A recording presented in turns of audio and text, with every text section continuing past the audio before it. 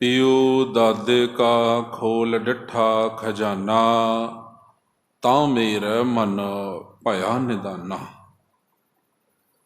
ਮੈਂ ਆਪਣੇ ਆਪ ਨੂੰ ਗਰੀਬ ਬੜਾ ਜਾ ਸਮਝਦਾ ਸੀ, ਨਿਮਾਣਾ ਸਮਝਦਾ ਸੀ,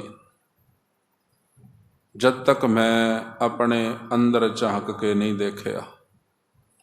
ਜਿਸ ਵੇਲੇ ਮੈਂ ਆਪਣੇ ਅੰਦਰ ਝਾਤੀ ਮਾਰੀ, ਪਿਉ ਦਾਦੇ ਕਾ ਖੋਲ ਡਿਠਾ ਖਜ਼ਾਨਾ, ਜੋ ਦਾਦੇ ਪਰਦਾਦੇ ਦਾ ਮੇਰੇ ਦਾ ਖਜ਼ਾਨਾ ਸੀ ਨਾ, ਉਸ ਨੂੰ ਜਦ ਮੈਂ ਖੋਲ ਕੇ ਦੇਖਿਆ ਤਾਂ ਮੇਰਾ ਮਨ ਭਇਆ ਨਿਧਾਨਾ।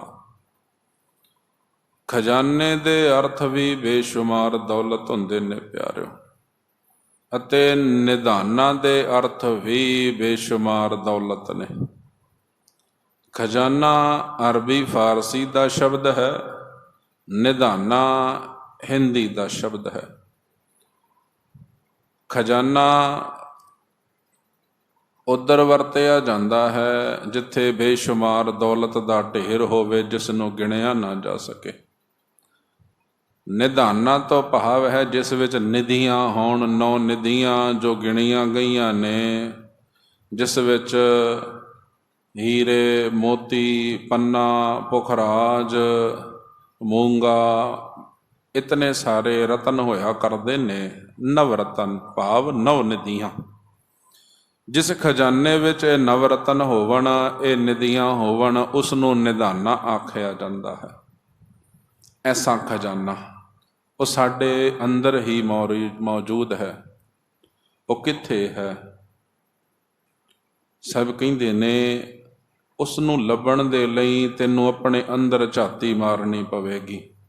9 ਨਿਧ ਅੰਮ੍ਰਿਤ ਪ੍ਰਭ ਕਾ ਨਾਮ, ਦੇਹੀ ਮਹਿ ਇਸ ਕਾ ਵਿਸ਼ਰਾਮ।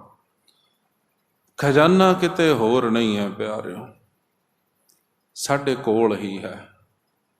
ਪਰ ਜੋ ਖਜ਼ਾਨਾ ਹੈ ਉਸ ਨੂੰ ਅਸੀਂ ਖਜ਼ਾਨਾ ਸਮਝਦੇ ਨਹੀਂ, ਅਤੇ ਜਿਸ ਨੂੰ ਖਜ਼ਾਨਾ ਸਮਝਦੇ ਹਾਂ ਉਹ ਖਜ਼ਾਨਾ ਹੈ ਨਹੀਂ। ਅਸੀਂ ਜ਼ਿੰਦਗੀ ਦੀ ਬਾਜ਼ੀ ਲਗਾ ਦਿੰਦੇ ਹਾਂ ਬਾਹਰ ਚੰਦ ਕਾਗਜ਼ ਦੇ ਟੁਕੜੇ ਕਮਾਉਣ ਦੇ ਲਈ। ਜਦੋਂ ਟੁਕੜੇ ਅਸੀਂ ਪਾਉਣ ਦੇ ਵੱਲ ਪਹੁੰਚਦੇ ਹਾਂ, ਉਦੋਂ ਜ਼ਿੰਦਗੀ ਨਹੀਂ ਰਹਿੰਦੀ। ਕਿਤਨੀ ਵਾਰ ਐਸਾ ਹੋਇਆ, ਲੋਕਾਂ ਨੇ ਵੱਡੀ ਵੱਡੀ ਜੰਗ ਕੀਤੀ ਕਿਸੇ ਖਜ਼ਾਨੇ ਦੇ ਲਈ, ਪਰ ਜਦੋਂ ਖਜ਼ਾਨਾ ਜਿੱਤ ਲਿਆ ਉਦੋਂ ਭੋਗਣ ਦੇ ਲਈ ਉਹ ਆਪ ਨਹੀਂ ਰਹੇ। ਖਜ਼ਾਨਾ ਤੇ ਉਹ ਹੈ ਨਾ ਜਿਸ ਦਾ ਤੁਸੀਂ ਲਾਹਾ ਉਠਾ ਸਕੋ, ਲਾਭ ਉਠਾ ਸਕੋ। ਅਸੀਂ ਆਪਣੇ ਨੇੜੇ ਵਾਲੇ ਨੂੰ ਖਜ਼ਾਨਾ ਸਮਝਦੇ ਨਹੀਂ। ਜੋ ਸਾਡੇ ਤੋਂ ਦੂਰ ਹੈ, ਸਾਡੀ ਪਹੁੰਚ ਤੋਂ ਬਾਹਰ ਹੈ, ਉਸੇ ਨੂੰ ਅਸੀਂ ਖਜ਼ਾਨਾ ਸਮਝਦੇ ਹਾਂ। ਆਪਣੇ ਅੰਦਰ ਅਸੀਂ ਕਦੇ ਝਾਤੀ ਮਾਰੀ ਨਹੀਂ। ਹਕੀਕਤ ਵਿੱਚ ਜੋ ਸਾਡੇ ਕੋਲ ਖਜ਼ਾਨਾ ਹੈ ਨਾ, ਉਹ ਹੈ ਜੀਓ ਪਿੰਡ ਸਭ ਤੇਰੀ ਰਾਸ। ਇਹ ਜੀਵਨ ਇੱਕ ਖਜ਼ਾਨਾ ਹੈ, ਪਿੰਡ ਇਹ ਸਰੀਰ ਇੱਕ ਖਜ਼ਾਨਾ ਹੈ, ਇਹ ਰਾਸ ਭਾਵ ਖਜ਼ਾਨਾ ਸਾਨੂੰ ਤੇਰਾ ਦਿੱਤਾ ਹੋਇਆ ਹੈ। ਅਸੀਂ ਕਦੇ ਇਸ ਸਰੀਰ ਨੂੰ ਖਜ਼ਾਨਾ ਨਹੀਂ ਸਮਝਦੇ। ਜਦ ਕਿ ਮੈਂ ਇੱਕ ਪੜ੍ਹ ਰਿਹਾ ਸੀ ਲੇਖ, ਪਤਾ ਨਹੀਂ ਕਿੱਥੇ ਤੱਕ ਉਹ ਠੀਕ ਹੈ, ਜਿਸ ਵਿੱਚ ਆਖਿਆ ਗਿਆ ਸੀ ਮਨੁੱਖ ਦੇ ਬਾਡੀ ਪਾਰਟਸ ਨੂੰ ਜੇਕਰ ਇੱਕ ਇੱਕ ਕਰਕੇ ਸੇਲ ਕੀਤਾ ਜਾਏ ਨਾ, ਤਕਰੀਬਨ ਉਹਦੀ ਬੋਲੀ ਲਗਾਈ ਜਾਏ ਤੇ 302 ਕਰੋੜ ਰੁਪਇਆ ਬੈਠੇਗੀ। ਕਿਉਂਕਿ ਕਿਸੇ ਦੀ ਅੱਖ ਬੜੀ ਕੀਮਤੀ ਹੈ। ਅੱਜ ਕੱਲ੍ਹ ਤੇ ਹਰ ਚੀਜ਼ ਵਿਕ ਜਾਂਦੀ ਹੈ, ਦਿਲ, ਗੁਰਦੇ, ਹੱਥ ਪੈਰ, ਪਲਾਜ਼ਮਾ, ਬਲੱਡ, ਹੱਡੀਆਂ, ਬੈਕਬੋਨ, ਸਭ ਕੁਝ ਵਿਕ ਜਾਂਦਾ ਹੈ। ਇੱਥੋਂ ਤੱਕ ਕਿ ਬਾਲ ਵੀ ਵਿਕਦੇ ਨੇ, ਬੜਾ ਕੁਝ ਵਿਕਦਾ ਹੈ, DNA ਵਿਕ ਜਾਂਦਾ ਹੈ, ਜੇਕਰ ਬੋਲੀ ਲਗਾਈ ਜਾਏ। ਇਹ ਤੇ ਸਰੀਰ ਦੀ ਗੱਲ ਹੈ, ਪਰ ਇਸ ਤੋਂ ਇਲਾਵਾ ਵੀ ਸਾਡੇ ਕੋਲ ਇੱਕ ਬੇਸ਼ਕੀਮਤੀ ਚੀਜ਼ ਹੈ। ਗੁਰਦੇਵ ਆਖਦੇ ਨੇ ਪਿਉ ਦਾਦੇ ਕਾ ਖੋਲ ਡਿਠਾ ਖਜ਼ਾਨਾ, ਤਾਂ ਮੇਰਾ ਮਨ ਭਇਆ ਨਿਦਾਨਾ।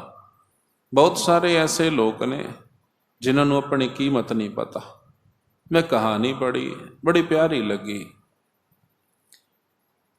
ਇੱਕ ਬੰਦੇ ਦੇ ਪਿਤਾ ਵੈਦ ਸਨ, ਦਾਦੇ। ਹੁਣ ਪਿਤਾ ਤੇ ਗੁਜ਼ਰ ਗਿਆ, ਪਰ ਪੁੱਤਰ ਨੇ ਉਸ ਕੋਲ ਕੋਈ ਸਿੱਖਿਆ ਨਹੀਂ ਸੀ। ਬੜੇ ਗ੍ਰੰਥ ਉਹਦੇ ਘਰੇ ਪਏ ਸਨ, ਪਰ ਪੜ੍ਹ ਨਹੀਂ ਸੀ ਸਕਿਆ। ਉਹ ਹਾਰ ਕੇ ਜਦ ਕੋਈ ਕੰਮ ਨਹੀਂ ਮਿਲਿਆ ਤੇ ਛੋਲੇ ਵੇਚਣ ਲੱਗ ਪਿਆ। ਤੇ ਛੋਲੇ ਵੇਚਣੇ ਕਾਹਦੇ ਸੀ? ਲਿਫਾਫੇ ਖਰੀਦਣ ਲਈ ਪੈਸੇ ਨਹੀਂ ਸਨ। ਜੋ ਪੁਰਾਣੇ ਗ੍ਰੰਥ ਸਨ ਉਹਨਾਂ ਨੂੰ ਪਾੜ ਪਾੜ ਕੇ ਉਹਨਾਂ ਵਿੱਚ ਛੋਲੇ ਵੇਚਣੇ ਸ਼ੁਰੂ ਕੀਤੇ। ਇੱਕ ਦਿਨ ਕੋਈ ਕੈਮਿਸਟ, ਰਸਾਇਣ ਸ਼ਾਸਤਰੀ ਪੜ੍ਹਨ ਵਾਲਾ ਸੜਕ ਦੇ ਕਿਨਾਰੇ ਖੜਿਆ। ਉਹ ਆਖਦਾ, ਲਿਆ ਮੈਨੂੰ ਵੀ 1 ਰੁਪਈਏ ਦੇ ਛੋਲੇ ਦੇ ਦੇ। ਉਹਨੇ ਛੋਲੇ ਦਿੱਤੇ। ਕੋਲ ਪੜ੍ਹਿਆ ਹੋਇਆ ਗ੍ਰੰਥ ਵਿੱਚੋਂ ਉਸਨੇ ਇੱਕ ਪਰਚਾ ਪਾੜਿਆ, ਉਹਦੇ 'ਚ ਪਾ ਕੇ ਛੋਲੇ ਫੜਾ ਦਿੱਤੇ। ਉਹਨੇ ਨਾ ਇੰਜ ਕਰਕੇ ਫੜਾ ਦਿੰਦੇ ਨੇ। ਛੋਲੇ ਪਕੜਾ ਦਿੱਤੇ। ਹੁਣ ਛੋਲੇ ਖਾਣ ਲੱਗ ਪਿਆ। ਸੁੱਕੇ ਛੋਲੇ ਸਨ, ਤਾਂ ਕਿ ਕਾਗਜ਼ ਖਰਾਬ ਨਹੀਂ ਹੋਇਆ। ਖਾਣ ਤੋਂ ਬਾਅਦ ਕੁਦਰਤੀ ਉਸਦੇ ਇੱਕ ਨੁਸਖੇ 'ਤੇ ਉਹਦੀ ਨਜ਼ਰ ਪਈ, ਕਿਉਂਕਿ ਆਪਣੇ ਨੁਸਖੇ ਲਿਖ ਕੇ ਰੱਖਦੇ ਨੇ ਗ੍ਰੰਥਾਂ ਵਿੱਚ। ਪੁਰਾਣੇ ਗ੍ਰੰਥਾਂ ਵਿੱਚ ਅੱਜ ਬੇਸ਼ਕੀਮਤੀ ਨੁਸਖੇ ਮੌਜੂਦ ਨੇ। ਜਿਸ ਤਰ੍ਹਾਂ ਅੱਜ ਮੈਂ ਸਵੇਰ ਦੀ ਕਥਾ ਵਿੱਚ ਵੀ ਆਖਿਆ ਸੀ, ਚਰਕ ਰਿਸ਼ੀ ਨੇ ਆਪਣੇ ਤਮਾਮ ਔਜ਼ਾਰਾਂ ਬਾਰੇ, ਆਪਰੇਸ਼ਨ ਦੀ ਟੈਕਨੀਕ ਬਾਰੇ ਆਪਣੇ ਗ੍ਰੰਥ ਸੱਲੇ ਚਿਕਿਤਸਾ ਵਿੱਚ ਲਿਖਿਆ ਹੋਇਆ ਬੜਾ ਕੁਛ। ਉਹਨਾਂ ਨੇ ਆਪਣੇ ਇੱਕ ਆਪਰੇਸ਼ਨ ਬਾਰੇ ਮੈਂ ਇੱਕ ਉਦਾਹਰਣ ਦੇ ਦਿਆਂ। ਉਹ ਅੰਤੜੀਆਂ ਦਾ ਆਪਰੇਸ਼ਨ ਕਰਿਆ ਕਰਦੇ ਸਨ, ਅੰਦਰਲੀ ਅੰਤੜੀਆਂ ਦਾ। ਜਿਨ੍ਹਾਂ ਨੂੰ ਪਤਾ ਹੈ ਆਪਰੇਸ਼ਨ ਬਾਰੇ, ਨੂੰ ਪਤਾ ਹੋਵੇਗਾ ਆਪਰੇਸ਼ਨ ਵਿੱਚ 2 ਤਰ੍ਹਾਂ ਦੇ ਟਾਂਕੇ ਲੱਗਦੇ ਨੇ, ਇੱਕ ਇੰਟਰਨਲ ਇੱਕ ਐਕਸਟਰਨਲ। ਅੰਦਰਲੇ ਟਾਂਕੇ ਅੱਜ ਵੀ ਉਸ ਚੀਜ਼ ਨਾਲ ਲਗਾਏ ਜਾਂਦੇ ਨੇ ਜੋ ਅੰਦਰ ਹੀ ਅੰਦਰ ਗਲ ਜਾਏ। ਐਸੇ ਧਾਗੇ ਦੇ ਨਾਲ ਉਹ ਟਾਂਕੇ ਲਗਾਏ ਜਾਂਦੇ ਨੇ। ਬਾਹਰਲੇ ਜਿਹੜੇ ਟਾਂਕੇ ਨੇ ਅੱਜ ਕੱਲ੍ਹ ਸਟ੍ਰੈਪਲਰ ਵੀ ਆ ਗਏ ਨੇ, ਬਾਕੀ ਧਾਗਿਆਂ ਨਾਲ ਵੀ ਹੁੰਦੇ ਨੇ। ਉਹ ਥੋੜ੍ਹੇ ਦਿਨ ਬਾਅਦ ਕੱਟਣੇ ਪੈਂਦੇ ਨੇ। ਅੱਜ ਤੋਂ ਤਕਰੀਬਨ 4000 ਸਾਲ ਪਹਿਲਾਂ ਚਰਕ ਰਿਸ਼ੀ ਨੇ ਆਪਣੇ ਬਣਾਏ ਹੋਏ ਉਸ ਗ੍ਰੰਥ ਵਿੱਚ ਲਿਖਿਆ ਸੀ ਅੰਦਰਲੇ ਟਾਂਕੇ ਕਿਵੇਂ ਲਗਾਉਣੇ ਨੇ, ਅੰਤੜੀਆਂ ਕਿਵੇਂ ਜੋੜਨੀਆਂ ਨੇ। ਉਹ ਮਕੌੜਿਆਂ ਨੂੰ ਪਕੜਿਆ ਕਰਦੇ ਸਨ, ਕਾਲੇ ਵੱਡੇ ਮਕੌੜੇ ਜਿਨ੍ਹਾਂ ਦੇ ਸਿਰ ਦੇ ਅੱਗੇ 2 ਡੰਕ ਹੋਇਆ ਕਰਦੇ ਨੇ। ਉਹਨੂੰ ਉਹ ਦੋਨੇ ਅੰਤੜੀਆਂ ਦੇ, ਇੱਕ ਅੰਤੜੀ ਇਸ ਪਾਸੋਂ ਇੱਕ ਇਸ ਪਾਸੋਂ, ਦੋਨਾਂ ਤੋਂ ਚੁੰਡੀ ਵਡਵਾਉਂਦੇ ਸਨ। ਚੁੰਡੀ ਵਡਵਾ ਕੇ ਉਹ ਅੰਤੜੀ ਨੇੜੇ ਆ ਜਾਇਆ ਕਰਦੀ ਸੀ, ਉਦੋਂ ਉਸ ਦਾ ਸਿਰ ਤੋੜ ਦਿਆ ਕਰਦੇ ਸਨ। ਕਿਉਂਕਿ ਉਹਨਾਂ ਮਕੌੜਿਆਂ ਦੀ ਇੱਕ ਖਾਸੀਅਤ ਹੁੰਦੀ ਹੈ ਕਿ ਉਹ ਮਰਨ ਤੋਂ ਬਾਅਦ ਵੀ ਨਾ ਆਪਣੇ ਡੰਕ ਅਲੱਗ ਨਹੀਂ ਕਰਦੇ। ਉਹ ਇੱਕ ਇੰਟਰਨਲ ਆਪਰੇਸ਼ਨ ਕਰਿਆ ਕਰਦੇ ਸਨ। ਇੰਟਰਨਲ ਸਟਿਚਸ ਉਹ ਇਸ ਤਰ੍ਹਾਂ ਲਗਾਇਆ ਕਰਦੇ ਸਨ। ਥੋੜ੍ਹੇ ਦਿਨ ਬਾਅਦ ਉਹ ਅੰਤੜੀਆਂ ਜੁੜ ਜਾਇਆ ਕਰਦੀਆਂ ਸਨ। ਕਿਉਂਕਿ ਮਕੌੜੇ ਦਾ ਸਿਰ ਵੀ ਬਣਿਆ ਹੁੰਦਾ ਸੀ ਕਿਸੇ ਲਹੂ ਨਾਲ, ਹੱਡੀਆਂ ਨਾਲ, ਉਹ ਅੰਦਰ ਹੀ ਅੰਦਰ ਗਲ ਜਾਇਆ ਕਰਦਾ ਸੀ। ਇਹ ਉਹਨਾਂ ਨੇ ਆਪਣੇ ਗ੍ਰੰਥ ਵਿੱਚ ਲਿਖਿਆ ਹੋਇਆ ਸੀ, ਜਿਸ ਨੂੰ ਅੱਜ ਪੜ੍ਹ ਸਕਦੇ ਹਾਂ ਅਸੀਂ। ਸਾਡੇ ਕੋਲ ਵੱਡੇ ਵੱਡੇ ਸਰਜਨ ਜਿਹੜੇ ਨੇ ਅੱਜ ਵੀ ਸੱਲੇ ਚਿਕਿਤਸਾ ਭਾਵ ਸਰਜਰੀ ਦੇ ਮਾਮਲੇ ਵਿੱਚ ਚਰਕ ਰਿਸ਼ੀ ਦੇ ਲਿਖੇ ਹੋਏ ਉਹਨਾਂ ਗ੍ਰੰਥਾਂ ਨੂੰ ਪੜ੍ਹਦੇ ਨੇ। ਐਸਾ ਹੀ ਇੱਕ ਗ੍ਰੰਥ ਉਹ ਛੋਲੇ ਵੇਚ ਰਿਹਾ ਸੀ, ਉਸ ਦੇ ਵਿੱਚ ਉਸ ਦਾ ਪਰਚਾ ਪਾੜ ਕੇ। ਉਸ ਰਸਾਇਣ ਸ਼ਾਸਤਰੀ ਨੇ ਨੁਸਖਾ ਪੜ੍ਹਿਆ, ਐਸਾ ਕਮਾਲ ਦਾ ਨੁਸਖਾ ਜੋ ਅੱਜ ਦੀ ਮਾਡਰਨ ਸਾਇੰਸ ਵੀ ਨਹੀਂ ਪਹੁੰਚ ਪਾਈ। ਪੜ੍ਹਦਿਆਂ ਸਾਰ ਉਹ ਦੇਖ ਕੇ ਹੈਰਾਨ ਰਹਿ ਗਿਆ, ਤੂੰ ਇਸ ਗ੍ਰੰਥ ਦੇ ਉੱਤੇ ਛੋਲੇ ਵੇਚ ਰਿਹਾ? ਉਹ ਪੁੱਛਦਾ ਵੀ ਤੂੰ ਕਿੱਥੋਂ ਖਰੀਦਿਆ ਗ੍ਰੰਥ, ਕਿਹੜੇ ਕਬਾੜੀ ਕੋਲ ਖਰੀਦਿਆ? ਕਹਿੰਦਾ ਕਬਾੜੀ ਕੋਲ ਨਹੀਂ, ਐਸੇ ਤੇ ਮੇਰੇ ਕੋਲ ਕਈ ਗ੍ਰੰਥ ਘਰੇ ਪਏ ਨੇ। ਕਈ ਗ੍ਰੰਥ ਘਰੇ ਪਏ ਨੇ ਤੇ ਤੂੰ ਛੋਲੇ ਵੇਚ ਰਿਹਾ? ਤੇਰੇ ਕੋਲ ਇਤਨਾ ਵੱਡਾ ਖਜ਼ਾਨਾ ਮੌਜੂਦ ਹੈ, ਇਸ ਕੱਲੀ ਕਿਤਾਬ ਦੀ ਕੀਮਤ ਨਾਲ ਤੂੰ ਅਮੀਰ ਹੋ ਸਕਦਾ ਹੈ ਤੇ ਤੂੰ ਛੋਲੇ ਵੇਚ ਰਿਹਾ? ਕਿਉਂਕਿ ਸਾਨੂੰ ਪਤਾ ਨਹੀਂ ਹੈ, ਕਤਈ ਨਹੀਂ ਪਤਾ ਹੈ ਸਾਨੂੰ। ਇਤਨੀ ਬੇਸ਼ਕੀਮਤੀ ਚੀਜ਼ਾਂ ਸਾਡੇ ਕੋਲ ਮੌਜੂਦ ਨੇ ਤੇ ਅਸੀਂ ਉਹਨਾਂ ਵੱਲ ਜਾਣ ਦੀ ਬਜਾਏ ਨਾ 2-2 ਰੁਪਈਏ ਲਈ ਦੂਰ ਚਲੇ ਜਾਂਦੇ ਹਾਂ ਕਿ ਉੱਥੇ ਜਾ ਕੇ 4 ਪੈਸੇ ਜ਼ਿਆਦਾ ਮਿਲਣਗੇ। ਰਸਾਇਣ ਸ਼ਾਸਤਰੀ ਨੇ ਕੇਵਲ ਕਿਤਾਬ ਹੀ ਨਹੀਂ ਖਰੀਦੀ, ਉਸ ਕਿਤਾਬ ਨੂੰ ਛਪਵਾਇਆ, ਛਪਾਉਣ ਤੋਂ ਬਦਲੇ ਜੋ ਰਾਇਲਟੀ ਮਿਲੀ ਉਹਦੇ ਨਾਲ ਉਹਦਾ ਗੁਜ਼ਾਰਾ ਚੱਲ ਜਾਂਦਾ। ਇਹ ਤਾਂ ਇੱਕ ਮਹਿਜ਼ ਇੱਕ ਉਦਾਹਰਣ ਹੈ। ਸਾਡੇ ਕੋਲ ਬੇਅੰਤ ਐਸੀਆਂ ਉਦਾਹਰਣਾਂ ਨੇ। ਅਸੀਂ ਆਪਣੇ ਦਾਦੇ ਪਰਦਾਦੇ ਦੀ ਕਮਾਈ ਹੋਈ ਜ਼ਮੀਨ ਨੂੰ ਵੇਚ ਕੇ ਸ਼ਹਿਰਾਂ ਵਿੱਚ ਆ ਕੇ ਨੌਕਰੀਆਂ ਕਰਦੇ ਹਾਂ। ਉਹ ਖਜ਼ਾਨੇ ਵੱਲ ਨਹੀਂ ਅਸੀਂ ਜਾਂਦੇ। ਪਿਉ ਦਾਦੇ ਕਾ ਖੋਲ ਡਿੱਠਾ ਖਜ਼ਾਨਾ, ਤਾਂ ਮੇਰੇ ਮਨ ਭਇਆ ਨਿਦਾਨਾ। ਗੁਰੂ ਕਿਆ ਸਿੱਖਿਆ ਆਪਣੇ ਵੱਲ ਆ, ਆਪਣੇ ਅੰਦਰ ਝਾਤੀ ਮਾਰ, ਤੇਰੇ ਕੋਲ ਕਿਤਨਾ ਕੁਛ ਹੈ। ਜਰਾ ਆਪਣੇ ਅੰਦਰ ਝਾਤੀ ਮਾਰ, ਤੈਨੂੰ ਲੱਭੇਗਾ ਕਿ ਰਤਨ ਲਾਲ ਜਾ ਕਾ ਕਛੂ ਨ ਮੋਲ, ਭਰੇ ਭੰਡਾਰ ਅਖੂਟ ਅਤੋਲ। ਤੇਰੇ ਅੰਦਰ ਐਸਾ ਲਾਲ ਛੁਪਿਆ ਹੋਇਆ ਹੈ ਜਿਹਦਾ ਮੁੱਲ ਹੀ ਇਹ ਸੰਸਾਰ ਅੰਦਰ ਅਜੇ ਤੱਕ ਕੋਈ ਪਾ ਨਹੀਂ ਸਕਿਆ। ਹੁਣ ਕੈਸਾ ਮੋਲ ਹੈ, ਕੈਸਾ ਉਹ ਲਾਲ ਹੈ, ਕਿਸ ਤਰ੍ਹਾਂ ਉਸ ਦੀ ਕੀਮਤ ਹੈ। ਗੁਰਦੇਵ ਕਹਿੰਦੇ ਨੇ ਇੱਕ ਅੱਧਾ ਲਾਲ ਵੀ ਨਹੀਂ ਛੁਪਾਇਆ। ਭਰੇ ਭੰਡਾਰ ਅਖੂਟ ਅਤੋਲ। ਐਸੇ ਭੰਡਾਰੇ ਨੇ ਜੋ ਅਖੂਟ ਭਾਵ ਕਦੇ ਮੁੱਕ ਹੀ ਨਹੀਂ ਸਕਦੇ।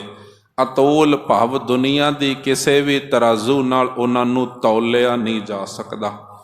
ਹੁਣ ਖਜ਼ਾਨੇ ਪਿਆਰਿਓ ਜ਼ਰੂਰੀ ਨਹੀਂ ਹੈ ਕਿ ਸਿੱਕਿਆਂ ਦੇ ਰੂਪ ਵਿੱਚ ਹੀ ਹੋਵਣ, ਜ਼ਰੂਰੀ ਨਹੀਂ ਹੈ ਕਿ ਸੋਨੇ ਚਾਂਦੀ ਹੀਰੇ ਮੋਤੀ ਪੰਨੇ ਪੁਖਰਾਦ ਨੀਲਮ ਇਤਿਆਦਿਕ ਦੇ ਰੂਪ ਵਿੱਚ ਹੀ ਹੋਵਣ। ਜੈਸਾ ਕਿ ਮੈਂ ਆਖਿਆ, ਪੁਰਾਣੇ ਗ੍ਰੰਥ ਵੀ ਸਾਡੇ ਲਈ ਅਨਮੋਲ ਖਜ਼ਾਨਾ ਨੇ। ਜਿਨ੍ਹਾਂ ਕੋਲ ਹੈ ਉਹਨਾਂ ਨੂੰ ਪਤਾ ਹੈ। ਪੁਰਾਣੇ ਸ਼ਾਇਰਾਂ ਦੇ ਲਈ ਕਿਸੇ ਆਲਮ ਦੀ ਲਿਖੀ ਹੋਈ ਕਿਤਾਬ, ਭਾਵ ਮਿਰਜ਼ਾ ਗਾਲਿਬ ਦੀ ਲਿਖੀਆਂ ਹੋਈਆਂ ਗਜ਼ਲਾਂ ਕਿਸੇ ਖਜ਼ਾਨੇ ਤੋਂ ਘੱਟ ਨਹੀਂ ਨੇ। ਜਿਹੜੇ ਅੱਜ ਸਰਜਨ ਬਣਨਾ ਚਾਹੁੰਦੇ ਨੇ ਉਹਨਾਂ ਦੇ ਲਈ ਛੱਲੇ ਵਰਗੇ ਰਿਸ਼ੀ ਦੇ ਪੁਰਾਣੇ ਗ੍ਰੰਥ ਕਿਸੇ ਖਜ਼ਾਨੇ ਤੋਂ ਕਮ ਨਹੀਂ। ਫਿਜ਼ਿਕਸ ਵਾਲਿਆਂ ਦੇ ਲਈ ਅਲਬਰਟ ਆਇਨਸਟਾਈਨ ਵਰਗੇ ਦੇ ਪੁਰਾਣੇ ਗ੍ਰੰਥ, ਉਹ ਨੋਟਸ ਕਿਸੇ ਖਜ਼ਾਨੇ ਤੋਂ ਘੱਟ ਨਹੀਂ। ਹੁਣ ਖਜ਼ਾਨਾ ਕੈਸਾ ਹੋਣਾ ਚਾਹੀਦਾ ਹੈ, ਇਹ ਤੁਹਾਡੇ ਉੱਤੇ ਡਿਪੈਂਡ ਕਰਦਾ ਹੈ। ਖਜ਼ਾਨੇ ਦੁਨੀਆ ਵਿੱਚ ਬਿਖਰੇ ਪਏ ਨੇ। ਇੱਕ ਫੋਟੋਗ੍ਰਾਫਰ ਦੇ ਲਈ ਇੱਕ ਖੂਬਸੂਰਤ ਨਜ਼ਾਰਾ ਕਿਸੇ ਖਜ਼ਾਨੇ ਤੋਂ ਘੱਟ ਨਹੀਂ ਹੈ। ਇੱਕ ਕਵੀ ਦੇ ਲਈ ਇੱਕ ਖਿਆਲ ਕਿਸੇ ਖਜ਼ਾਨੇ ਤੋਂ ਘੱਟ ਨਹੀਂ ਹੈ। ਇੱਕ ਨੋਵਲਕਾਰ ਦੇ ਲਈ ਇੱਕ ਆਈਡੀਆ ਕਿਸੇ ਖਜ਼ਾਨੇ ਤੋਂ ਘੱਟ ਨਹੀਂ ਹੈ। ਹੁਣ ਸਾਨੂੰ ਕਿਹੜਾ ਖਜ਼ਾਨਾ ਚਾਹੀਦਾ ਹੈ? ਅਸੀਂ ਕਿਸ ਖਜ਼ਾਨੇ ਵੱਲ ਜਾਈਏ? ਅਸੀਂ ਲੋਕ ਸੋਚਦੇ ਹਾਂ ਕਿ ਬਹੁਤ ਸਾਰੀ ਦੌਲਤ ਮਿਲੇ, ਪਰ ਪਿਆਰਿਓ ਜ਼ਰਾ ਧਿਆਨ ਦੇਣਾ, ਵੱਡੇ ਤੋਂ ਵੱਡਾ ਬਿਜ਼ਨਸ ਦੌਲਤ ਨਾਲ ਵੱਡਾ ਨਹੀਂ ਹੁੰਦਾ। ਦੁਨੀਆ ਦਾ ਕੋਈ ਵੀ ਬਿਜ਼ਨਸ ਆਈਡੀਏ ਨਾਲ ਵੱਡਾ ਹੁੰਦਾ ਹੈ, ਕਿਸੇ ਖਿਆਲ ਨਾਲ ਵੱਡਾ ਹੁੰਦਾ ਹੈ, ਕਿਸੇ ਦੀ ਮਿਹਨਤ ਨਾਲ ਵੱਡਾ ਹੁੰਦਾ ਹੈ। ਪਰ ਅਸੀਂ ਵੱਡਾ ਬਣਨਾ ਚਾਹੁੰਦੇ ਹਾਂ, ਅਸੀਂ ਛੋਟਾ ਨਹੀਂ ਬਣਨਾ ਚਾਹੁੰਦੇ। ਅਸੀਂ ਛੋਟੇਪਣ ਤੋਂ ਸ਼ੁਰੂਆਤ ਨਹੀਂ ਕਰਨਾ ਚਾਹੁੰਦੇ, ਅਸੀਂ ਸਿੱਧਾ ਹੀ ਉੱਪਰ ਹੋ ਜਾਣਾ ਚਾਹੁੰਦੇ ਹਾਂ। ਪਰ ਜਿਨ੍ਹਾਂ ਨੇ ਵੀ ਅੱਜ ਤੋਂ ਪਹਿਲਾਂ ਸ਼ੁਰੂਆਤ ਕੀਤੀ ਹੈ ਨਾ, ਕਦੇ ਵੀ ਕਿਸੇ ਵੀ ਵੇਲੇ ਉਹਨਾਂ ਨੇ ਸ਼ੁਰੂ ਤੇ ਊੜੇ ਐੜੇ ਤੋਂ ਹੀ ਕੀਤਾ ਹੋਵੇਗਾ। ਸ਼ੁਰੂ ਤੇ ਉਹਨਾਂ ਨੇ ਵੀ ਰੁਪਈਏ ਤੋਂ ਹੀ ਕੀਤਾ ਹੋਵੇਗਾ। ਤੂੰ ਸ਼ੁਰੂ ਤੋਂ ਸ਼ੁਰੂ ਕਰ ਸਕਦਾ ਹੈ। ਜ਼ਰੂਰੀ ਨਹੀਂ ਹੈ ਕਿ ਤੂੰ ਸਭ ਤੋਂ ਉੱਚਾ ਪਦ ਲਵੇਂ। ਜਿੱਥੇ ਤੂੰ ਹੈ ਉੱਥੋਂ ਵੀ ਤੂੰ ਬਹੁਤ ਕੁਝ ਕਰ ਸਕਦਾ ਹੈ। ਇੱਕ ਪੋਇਟ ਆਖਦਾ ਹੈ, if you can't be a pine on the top of the hill, ਜੇਕਰ ਤੂੰ ਪਹਾੜੀ ਦੀ ਸਭ ਤੋਂ ਉੱਚੀ ਚੋਟੀ ਤੇ ਖੜੇ ਹੋਣ ਵਾਲਾ, ਪੈਦਾ ਹੋਣ ਵਾਲਾ ਪੇੜ ਨਹੀਂ ਬਣ ਸਕਦਾ, ਤੇ ਕੀ ਕਰਿਆ ਜਾਵੇ? ਆਪਣੀ ਜ਼ਿੰਦਗੀ ਨੂੰ ਖਤਮ ਕਰ ਲਈਏ ਵੀ ਮੈਨੂੰ ਸਭ ਤੋਂ ਉੱਚੀ ਜਗ੍ਹਾ ਨਹੀਂ ਮਿਲੀ, ਮੈਂ ਹੁਣ ਕੁਝ ਬਣਨਾ ਹੀ ਨਹੀਂ। ਨਹੀਂ, ਉਹ ਆਖਦਾ ਬੀ ਆ scrub in the valley but B. ਤੂੰ ਖਾਈ ਦੇ ਵਿੱਚ ਚਲਿਆ ਜਾ। ਜੇਕਰ ਚੋਟੀਆਂ ਤੇ ਤੈਨੂੰ ਜਗ੍ਹਾ ਨਹੀਂ ਨਾ ਮਿਲੀ, ਸਿਖਰ ਤੇ ਤੈਨੂੰ ਜਗ੍ਹਾ ਨਹੀਂ ਮਿਲੀ, ਤਾਂ ਬੋਟਮ ਤੇ ਚਲਿਆ ਜਾ। ਉਚਾਈ ਤੇ ਨਹੀਂ ਜਗ੍ਹਾ ਮਿਲੀ, ਤੂੰ ਵੈਲੀ ਵਿੱਚ ਚਲਾ ਜਾ, ਖਾਈ ਵਿੱਚ ਚਲਾ ਜਾ। ਉੱਥੇ ਜਾ ਕੇ ਕੋਈ ਖੂਬਸੂਰਤ ਝਾੜੀ ਬਣ ਜਾ, ਬਟ ਵੀ ਹੋ ਤੇ ਸਹੀ, ਕੁਝ ਕਰ ਤੇ ਸਹੀ। ਜ਼ਿੰਦਗੀ ਤੋਂ ਇਨਕਾਰ ਨਾ ਤੂੰ ਕਰ। The best little scrub by the side of the rill. ਜੇਕਰ ਤੈਨੂੰ ਵੈਲੀ ਵਿੱਚ ਵੀ ਜਗ੍ਹਾ ਨਹੀਂ ਮਿਲੀ, ਰਿਲ ਭਾਵ ਕਿਸੇ ਨਾਲੇ ਦੇ ਕਿਨਾਰੇ ਤੋਂ ਖਸਕਰਬ ਭਾਵ ਕੋਈ ਛੋਟੀ ਜਿਹੀ ਝਾੜੀ ਬਣ ਜਾ, ਪਰ ਬੈਸਟ। ਆਪਣੇ ਆਪ ਨੂੰ ਉੱਥੇ ਹੀ ਖਾਸ ਬਣਾ ਲੈ ਜਿੱਥੇ ਤੂੰ ਹੈ। ਜ਼ਰੂਰੀ ਨਹੀਂ ਕਿ ਲੋਕ ਤੈਨੂੰ ਸਭ ਤੋਂ ਉੱਚਾ ਮੁਕਾਮ ਦੇਣ। ਤੂੰ ਜਿੱਥੇ ਹੈ ਉੱਥੇ ਆਪਣੇ ਮੁਕਾਮ ਨੂੰ ਉੱਚਾ ਕਰ ਲੈ। ਤੂੰ ਸਭ ਤੋਂ ਉੱਪਰ ਨਹੀਂ ਜਾ ਸਕਦਾ, ਪਰ ਜਿੱਥੇ ਤੂੰ ਹੈ ਉੱਥੇ ਹੀ ਤੂੰ ਉੱਚਾ ਹੋ ਸਕਦਾ ਹੈ। ਬੀ ਆ ਬਿਸ਼, ਬੀ ਆ ਬਿਸ਼ ਇਫ ਯੂ ਕਾਂਟ ਬੀ ਆ ਟਰੀ। ਬੁਸ਼, ਝਾੜੀ ਬਣ ਜਾ। ਜੇਕਰ ਤੂੰ ਪੇੜ ਨਹੀਂ ਬਣ ਸਕਦਾ ਨਾ, ਇੱਕ ਛੋਟੀ ਜਿਹੀ ਝਾੜੀ ਬਣ ਜਾ, ਪਰ ਬਣ ਤੇ ਸਹੀ ਕੁਛ। ਇਫ ਯੂ ਕਾਂਟ ਬੀ ਆ ਬੁਸ਼, ਬੀ ਆ ਬਿਟ ਆਫ ਦਾ ਗ੍ਰਾਸ। ਤੂੰ ਝਾੜੀ ਵੀ ਨਹੀਂ ਬਣ ਸਕਦਾ ਨਾ, ਕੋਈ ਗੱਲ ਨਹੀਂ, ਤੂੰ ਘਾਹ ਬਣ ਜਾ। ਕਿਸੇ ਕਿਨਾਰੇ ਤੇ ਘਾਹ ਬਣ ਜਾ, ਪਰ ਕੁਝ ਕਰ ਤੇ ਸਹੀ। And sum highway ਹੈਪੀਅਰ make. ਕਿਸੇ ਰਸਤੇ ਦੇ ਉੱਤੇ ਤੂੰ ਛੋਟੀ ਜੀ ਘਾਹ ਬਣ ਜਾ ਜੋ ਰਾਹਗੀਰਾਂ ਨੂੰ, ਮੁਸਾਫਿਰਾਂ ਨੂੰ ਸੁੱਖ ਦੇਵੇ, ਪਰ ਬਣ ਤੇ ਸਹੀ ਨਾ ਕੁਛ।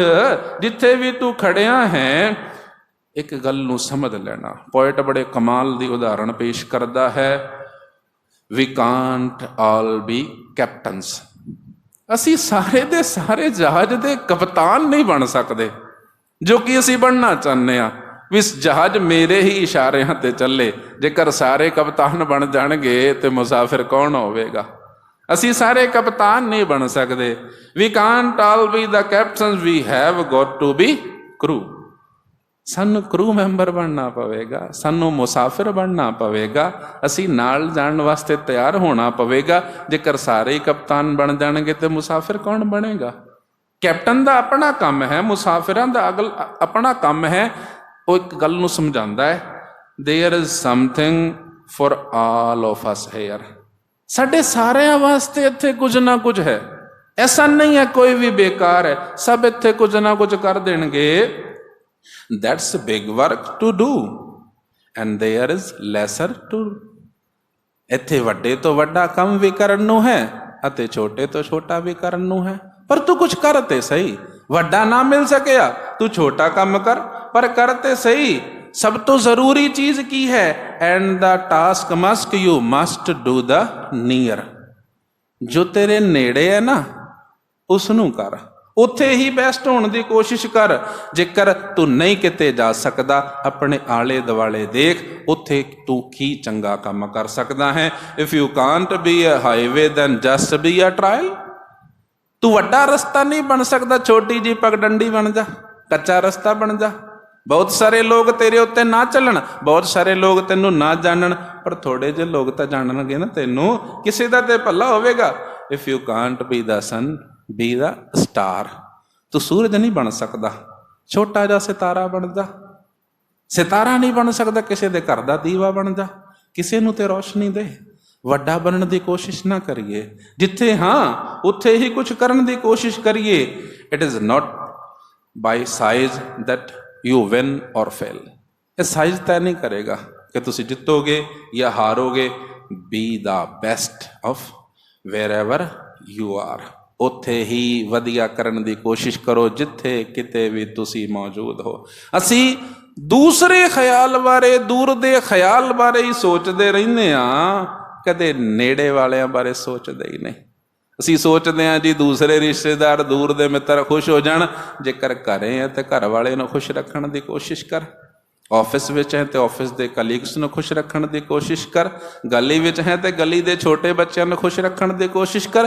ਤੂੰ ਜਿੱਥੇ ਵੀ ਹੈ ਦੂਸਰਿਆਂ ਨੂੰ ਖੁਸ਼ ਰੱਖਣ ਦੀ ਕੋਸ਼ਿਸ਼ ਕਰ, ਤੂੰ ਆਪ ਵੀ ਉਹਦੇ ਵਿੱਚ ਖੁਸ਼ ਹੋ ਜਾਏਗਾ। ਸਾਹਿਬ ਕਹਿੰਦੇ ਨੇ ਇੱਕ ਗੱਲ ਯਾਦ ਰੱਖਣਾ, ਖਾਵ ਹੈ ਖਰਚ ਹੈ ਰਲ ਮਿਲ ਭਾਈ, ਤੋਟ ਨਾ ਆਵੇ ਵੱਧ ਹੋ ਜਾਈ। ਖਜ਼ਾਨਾ ਉਹੀ ਹੈ ਜੋ ਤੁਸੀਂ ਵੰਡ ਸਕੋ।